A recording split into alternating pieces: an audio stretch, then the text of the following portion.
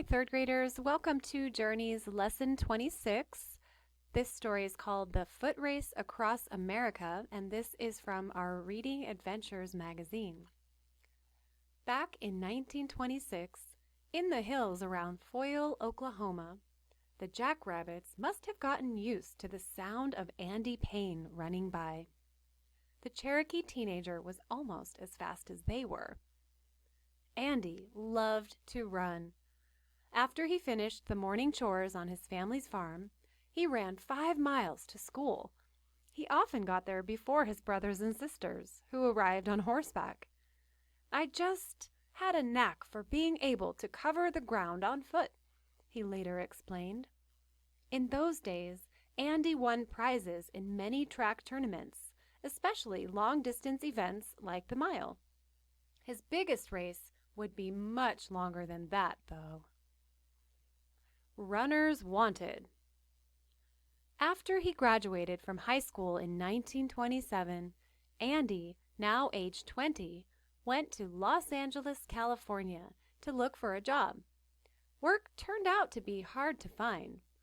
One day, he read an ad in a newspaper that would change his life.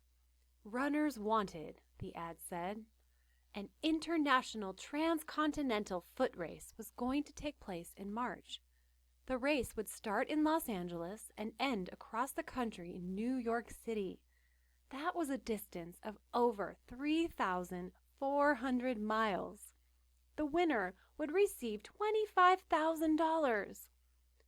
The 1920s were already known for crazy contests.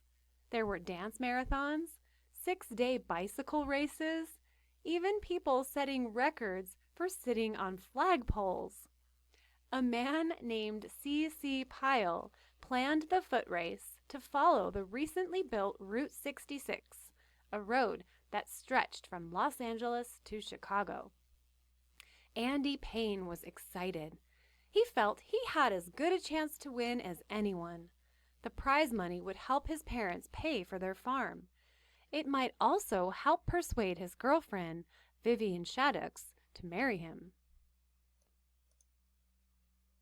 The starting line. Andy hurried back to Oklahoma. He talked his father and local officials into lending him the $125 he needed to enter the race. Then he returned to California to train. After 3 weeks of running and getting into shape there, he felt ready. On the morning of March 4th, 1928, Andy lined up with nearly 200 other runners at the starting line. They came from across the United States as well as from other countries, including Finland, Switzerland, Canada, and Italy. They were as young as 16 and as old as 63.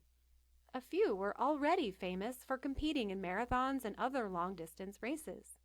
One was the son of a millionaire. Most, however, were poor.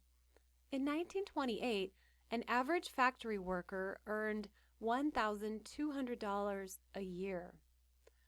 Winning the prize money would be like receiving 20 years' salary. Finally, the great football player Red Grange gave the signal. Boom! All 199 men sprang forward, each one dreaming of victory in New York City. Over mountains and deserts. The first day of the race was the easiest. All the runners made it to the town of Puente, California, 17 miles away. But it would soon get harder. The runners had to climb steep Cajon Pass and then deal with the intense heat of the Mojave Desert. By the 12th of March, 1 week into the race, more than 50 runners had dropped out, tired by the steep climbs and blistered by the desert sun. A record was kept of the runner's time for each day.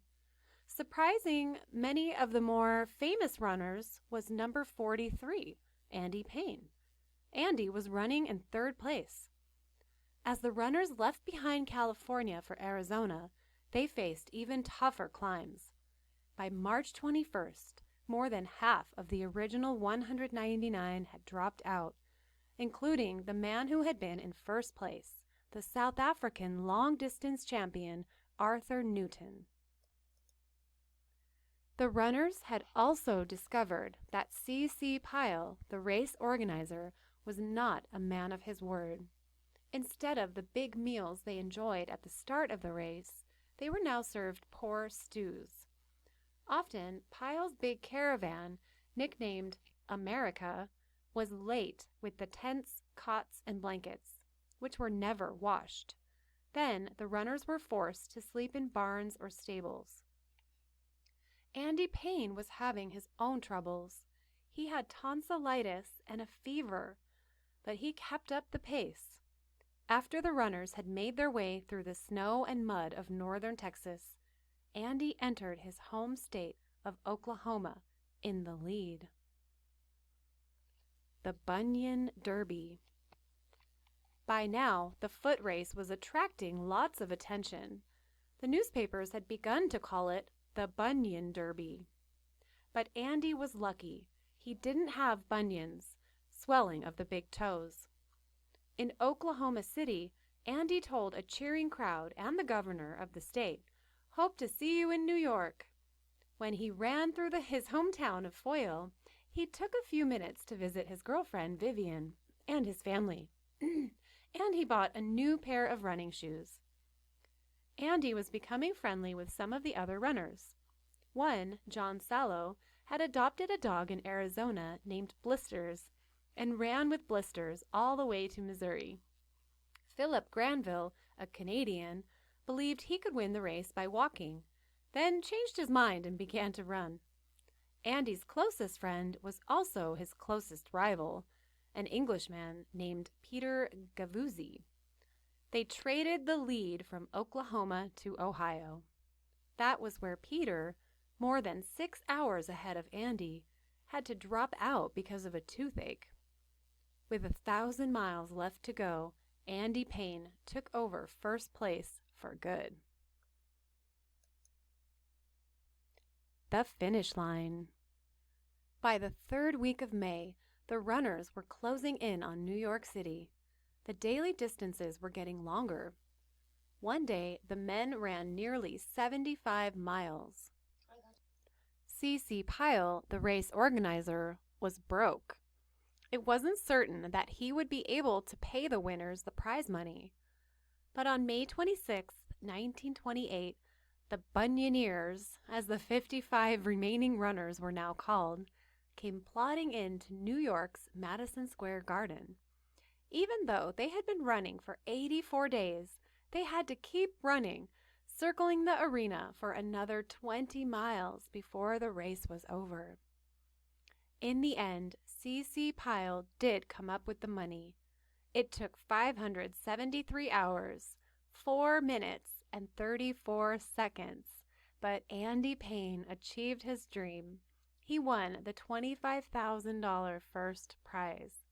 John Sallow and Blisters won the $10,000 second prize.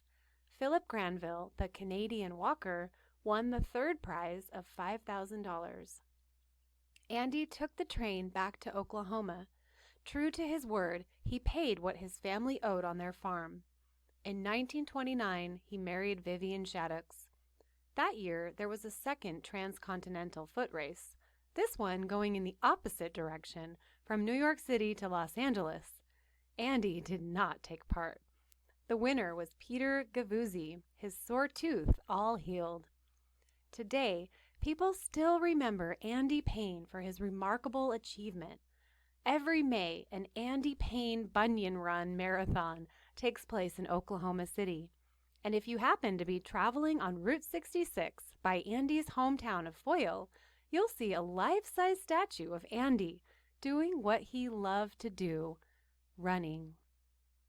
And here is a picture. It says Madison Square Garden occupied this building from 1925 to 1968. I hope you enjoyed this story, and I will see you soon.